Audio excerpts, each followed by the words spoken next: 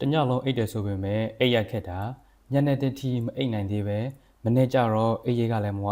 ခေါင်းတွေလည်းကိုက်စိတ်တူပြီးလူကမလက်မဆန်းနဲ့ဘာမှမလုပ်ချင်ဖြစ်နေပြီလားဒါဆိုရင်တော့ sleeping disorder လို့ခေါ်တဲ့အိတ်ဆက်ခြင်းပုံမှန်နဲ့ပြဿနာတက်မှရှိနေနိုင်ပါပြီဒါကခုခေတ်လူငယ်တွေပိုပြီးကြုံတွေ့ခံစားနေရတဲ့ပြဿနာတစ်ခုလည်းဖြစ်ပါတယ်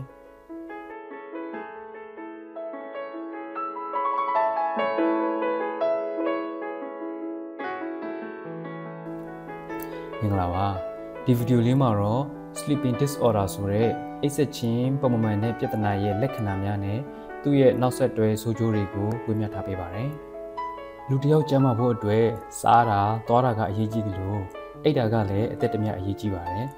အိပ်စက်ခြင်းဆိုတာဇိမ်ခံပစ္စည်း luxury တက်တယ်မဟုတ်ပါဘူး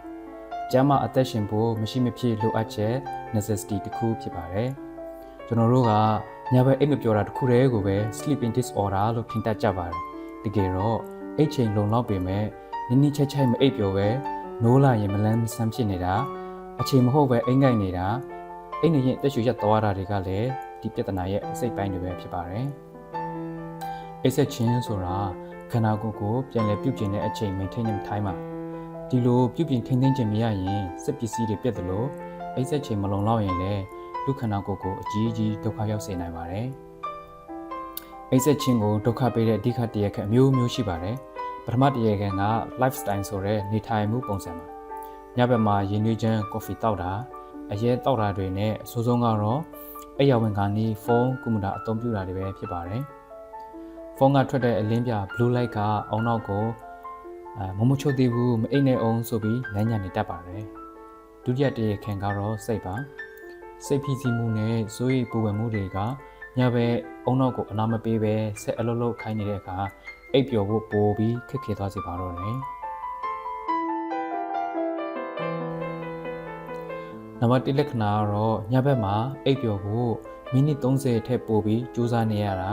ညတကောင်မှာမကြာခဏလက်နိုးလာပြီးပြန်အိပ်ဖို့ခက်ခဲတာမျိုးပါနံပါတ်2လက္ခဏာကတော့နေ့ဘက်ပထမဆိုရင်လည်း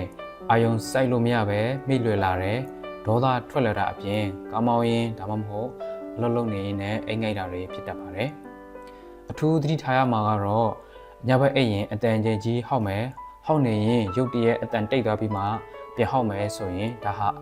အန္တရာယ်ရှိတဲ့လက္ခဏာဖြစ်နိုင်ပါတယ်ဒီအကြောင်းကိုမြင်သာအောင်ဖုန်းဘက်ထရီအသွင်းခြင်းနဲ့ဥပမာပေးချင်ပါတယ်ကျွန်တော်တို့ခန္ဓာကိုယ်ဟာ smartphone တစ်လုံးနဲ့တူပါတယ်အိပ်စက်ခြင်းဆိုတာအသွင်ကြိုးနဲ့အသွင်တာဖြစ်ပါတယ် sleeping disorder ဖြစ်နေသူတွေကကြိုးပြက်နေတဲ့အသွင်ကြိုးနဲ့ဖုန်းအသွင်းနေတယ်လို့ပါပဲမနေ့မိုးလင်းလို့ဖုန်းကိုကြည့်လိုက်ရင်ဖုန်းဘက်ထရီက100%တော့မပြပဲ30%လောက်ပဲရှိနေတတ်ပါတယ်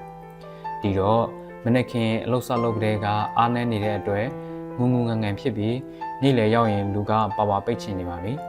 application တွေဖွင့်မရတော့သလိုလူကလည်းဘာမှလုပ်ချင်ကန်ချင်စိတ်မရှိတော့ပါဘူးဒါကြောင့်ကောင်းတဲ့အာသွင်းကြိုးနဲ့အာသွင်းဖို့လိုသလိုလူတွေမှာလည်းအိပ်စက်ခြင်းကောင်းမွန်ဖို့အရေးကြီးပါတယ်လေ့လာမှုတွေအရအေးပြစ်တာကြာလာရင်အုံတော်ထက်ကအစိတ်တောက်တွေကိုမရှင်းထုတ်နိုင်တဲ့အခါတငယ်ပြန်ယောဂဖြစ်နိုင်ခြင်းများလာပါမယ်။မနစ်ကနှလုံးကမနာရလို့တွေးတိုးနဲ့လေဖြတ်နိုင်ခြင်းများပါတယ်။ဒီအပြင်ဟော်မုန်းတွေကမောက်ကမဖြစ်ပြီးအဝလွန်တာစီးကျိုယောဂတွေလည်းဖြစ်နိုင်ပါတယ်။လုပ်ငန်းခွင်မှာလည်းတေချာအာရုံမစိုက်နိုင်တာအတွေးသေးအကြံသွတ်တွေမစင်စားနိုင်တော့ပဲ productivity ဆိုတဲ့လောက်ဆောင်နိုင်စွမ်းတွေပါကျဆင်းလာနိုင်စေပါတယ်အဆိုးဆုံးကတော့အိပ်စက်ခြင်းပုံမှန်နဲ့ပြဿနာတွေများလာရင်တော့ collagen တွေပျက်စီးပြီးရွယ်မတိုင်ခင်အုံမင်းရင့်ရော်စေနိုင်ပါတယ်တကယ်တော့အိပ်စက်ခြင်းဆိုတာအချိန်ဖြုံးတာမဟုတ်ပါဘူးနောက်တစ်နေ့အတွက်စွမ်းအင်ဖြစ်တင်တာဖြစ်ပါတယ်ဒါကြောင့်ဒီနေ့ညကစပြီးသင်ရဲ့ခန္ဓာကိုယ်ကိုကောင်းစွာအိပ်စက်ခြင်းဖြစ်အားဖြစ်ပါsleeping disorder ဆိုတဲ့အိပ်စက်ခြင်းမှန်တဲ့ပြဿနာကနေရုံထွက်နိုင်ပြီး